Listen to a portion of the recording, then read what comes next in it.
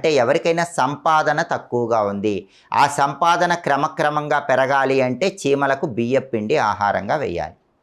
సంపాదన పెరిగిన తర్వాత ఫైనాన్షియల్గా ఒక సెటిల్మెంట్, టాప్ సెటిల్మెంట్ రావాలంటే చీమలకు పంచదార ఆహారంగా వేయాలి.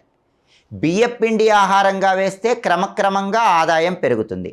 పంచదార ఆహారంగా వేస్తే ఆదాయం పరంగా ఒక స్థిరత్వం ఏర్పడుతుంది. బెల్లం ఆహారంగా వేస్తే వృత్తిపరంగా స్థిరత్వం కలుగుతుంది.